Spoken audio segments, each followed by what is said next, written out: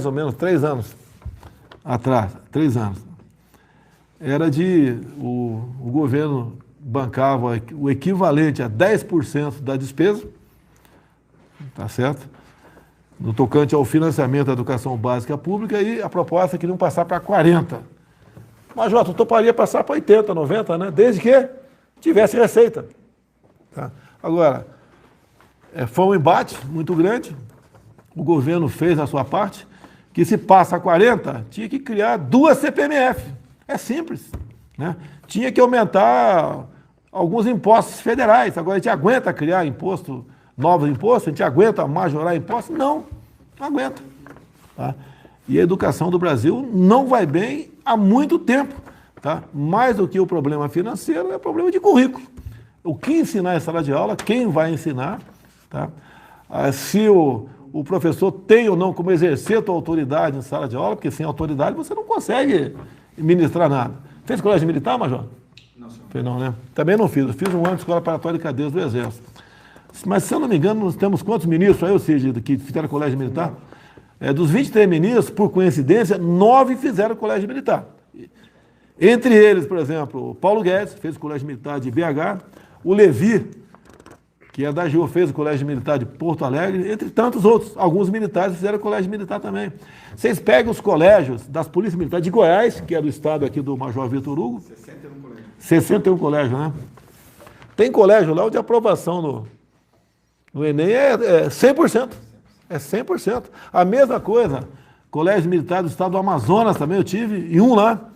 Antes da campanha, um ano antes da campanha, estive visitando.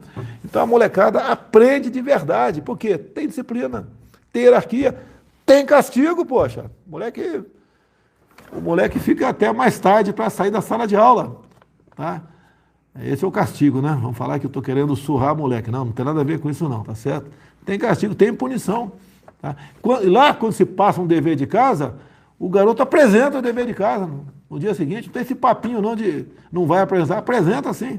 Então funciona, não tem disciplina, e onde o professor tem como exercer a sua autoridade, funciona. Então essas escolas militarizadas, da Polícia Militar, como exemplo aqui do Amazonas, de Goiás, os colégios militares, nós temos 13 colégios militares do Exército no Brasil, estamos fazendo o 14º agora em São Paulo. Se tivesse recurso, né, que eu falei durante a campanha, eu queria fazer em cada estado do Brasil ter pelo menos um colégio militar, mas não temos recurso para isso. Quando se fala do Fundeb também, nós vamos arrecadar menos esse ano do que o ano passado, que ninguém esperava essa crise da pandemia. E se cria uma despesa pesada com o Fundeb, que nós apoiamos. Nós apoiamos.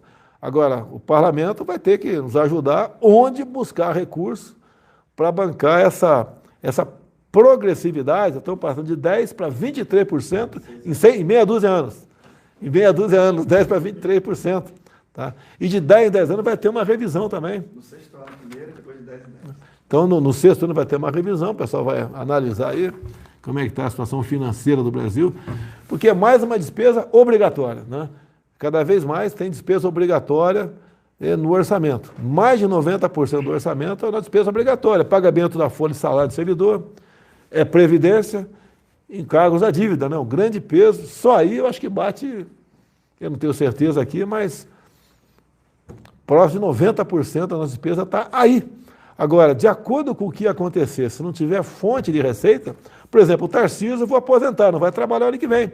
Porque se não tiver orçamento do Ministério da Infraestrutura, a ponte do Rio Xingu, que eu falei aqui agora, vai ficar congelada, né? Obras vão ficar congeladas. Então é um problema sério que nós temos, e hoje estamos tentando solucionar muitos problemas com reformas, como por exemplo a reforma fiscal agora. É isso mesmo, Major? Desculpa aqui, reforma tributária agora. O Brasil é um dos piores países para se fazer negócio. Então quando o mundo às vezes quer investir aqui, quando vê esse cipoal de essa burocracia enorme de impostos, de fiscalizações, de multas, o elemento vai embora, desiste. Então estamos tentando, aos poucos, mudando isso aí. Tivemos aqui aquela lei da liberdade econômica, né? Foi mais um feijão com arroz nosso aqui no Brasil, mas foi muito bem-vindo. Tive o prazer, se não me engano, estava em São Vicente, Guarujá, o Santos, entrei numa pizzaria e Isso foi, eu acho que final do ano, antes do carnaval, mais ou menos. E o cara estava na pizzaria, agradeceu, porque ele estava esperando um tempo o alvará e não conseguia. Com a lei da liberdade econômica, ele conseguiu, então, começar a trabalhar, e a prefeitura tinha 30 dias para conceder o alvará para ele, né? E se não concedesse, ele continuaria trabalhando aqui. Mais uma coisa? Vamos para as perguntas aí, para liberar aqui os pingos do Zi. Prepare-se de... Espero que não seja pergunta difícil, hein, Augusto Nunes? Espero que não seja pergunta difícil aqui, tá? Ou complicada para responder, me botar em xeque aqui, fazer certas perguntas aqui que... Não é que eu fujo na imprensa, não. A interpretação no dia seguinte não é pela Jovem Pan, que sei que vocês vão combater com debater com muita responsabilidade o que o vier falar aqui.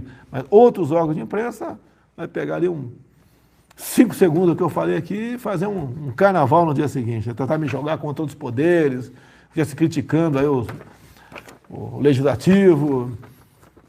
Vamos lá, Cid, vai lá. Presidente, que tipo de limitação física o senhor sente neste momento em consequência da Covid-19? Augusto, eu estou com 65 anos, acho que você está com um pouquinho mais do que isso, né? A limitação normal, da idade. No resto, me sinto muitíssimo bem, disposto, estou um pouco agoniado por estar praticamente preso aqui dentro de uma sala, né? Virou programa para mim ele ver aqui quando a bandeira, o arranhamento da bandeira nacional aqui, passou a ser um programa, se bem que é um ato também patriótico, né? Que vai muita gente para lá. Hoje tinha o quê? Umas 40 pessoas ali? Umas 40 pessoas ali, pouca gente, mas o que importa, eu converso com o povo e ver a bandeira descer. Estou muito bem, Augusto. Não precisa a população aqui, lógico, toma cuidado, mas não precisa ter pavor no tocante ao vírus. Tá? Eu estou vendo já, assisto televisão aqui o dia todo, também está sempre ligado, acompanho aqui um pouco da nossa imprensa, né? E estou vendo autoridades, né, de dentro e de fora do Brasil falando que essa pandemia veio para ficar, no mínimo até 2022. Olha, o povo tem que trabalhar, meu Deus do céu. Que as consequências, né, de não trabalhar vão ser muito piores do que aquela proporcionada pelo próprio vírus. Eu até dizer para você, Augusto, né, essas eleições municipais agora, com toda certeza, eles vão perguntar para cada candidato, ó, se você assumir em janeiro do ano que vem, como é que vai ser a sua política restritiva aqui em São Paulo, Rio de Janeiro, Goiânia, Recife, Salvador, Manaus, né? Ou cidade pequena também. Então, os candidatos aí a prefeito, né, se preparem para esse tipo de pergunta. Como é que você vai proceder? Vai manter a mesma linha? Você pega São Paulo, por exemplo, como é que está a linha aí do Covas? Você vai manter a linha do Covas, se porventura tu ganhar as eleições aí? E outra coisa, aproveitar o momento, como se fala em eleições municipais. Eu não pretendo me envolver em candidaturas para prefeito no Brasil. Não pretendo, quer dizer que não vá participar de um local ou outro, né? Mas não pretendo. Uma pessoa que eu gosto muito em Minas Gerais, talvez venha candidato, em BH, né? Talvez venha candidato, tá certo? Nem na minha cidade, Eldorado Paulista, eu vou entrar em campanha, com seus 3 mil eleitores, tá? Não pretendo. Talvez colabore com candidato a vereador um ou outro. E por que isso? Porque o Brasil tem problemas, pô. Eu tenho que estar preocupado com o desemprego que criaram, né? Criaram com essa política aí de todo mundo em casa, né? Terror, pavor, né? Multa, vou prender, não sei o quê. Destruir empregos do Brasil.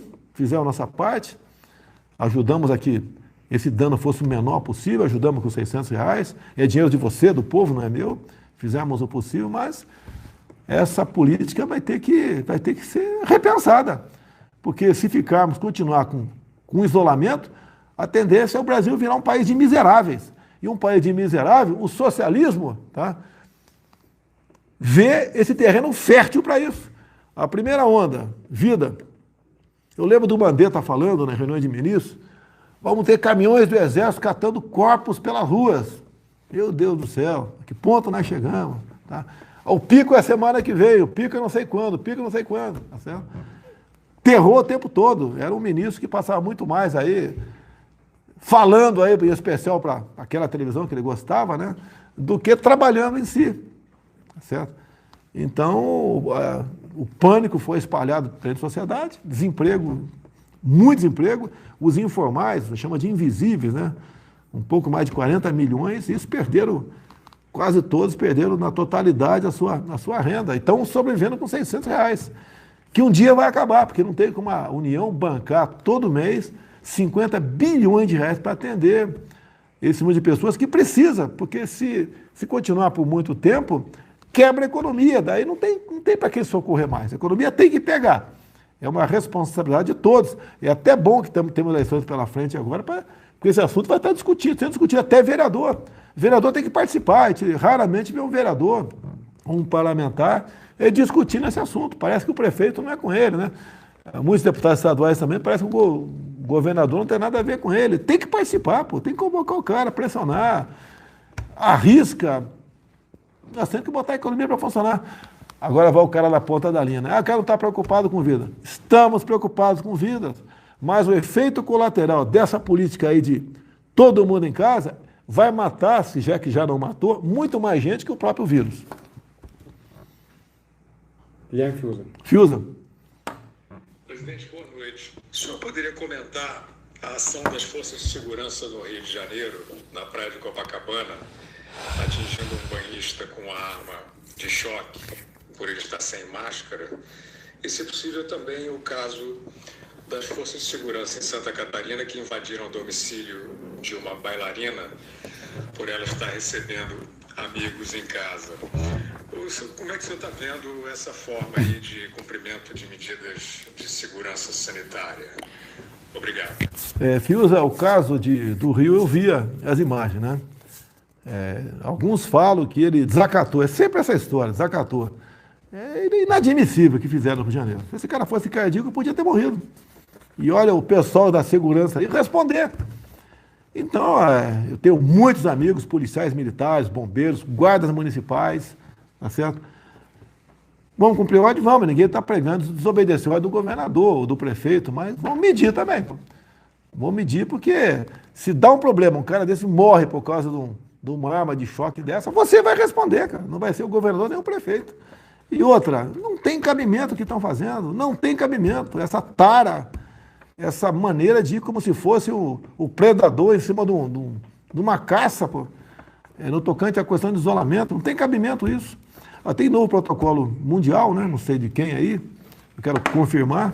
Por exemplo, depois do 14º dia, como é o meu caso, que eu estou no 17º, se eu não me engano, você não transmite mais.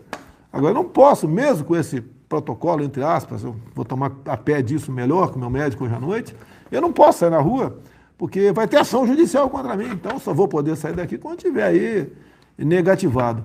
E esse caso outro, que ele citou de uma casa, até para aproveitar aqui. Fiuza, eu apanhei muito esses dias aí, acho que uns 20 dias atrás, mais ou menos, 25, porque num projeto que veio da Câmara sobre medidas restritivas, eu meti a caneta, vetei um montão de coisa. Tá? Uma das coisas lá falava de condomínio. Tá? O síndico podia descer no teu prédio, filho, você estava lá tomando um Guaraná com 3, 4 colegas no canto ali, e o síndico achar, não ir com a tua cara de vocês e simplesmente acabou a reunião, acabou o bate-papo, acabou a tubaína, não vai tomar mais tubaína, vai para casa ou multar você. Então eu vetei isso aí, porque o síndico não pode ter esse poder, não. Tá? Isso é discutido em assembleia, pô. E não por uma decisão federal. Vetei uns 15 artigos nesse projeto, apanhei demais. Agora tem a ver contigo aqui, esse segundo caso aí, numa casa de uma bailarina, de quem? Santa Catarina. Santa Catarina. Eu vetei aqui a imposição de multas pelo descumprimento do dever de usar máscaras. Eu não vou assinar uma lei federal aqui para multar pelo descumprimento de uso de máscara, onde, inclusive, nem se dá o valor da multa, né? Não ia sancionar de qualquer maneira.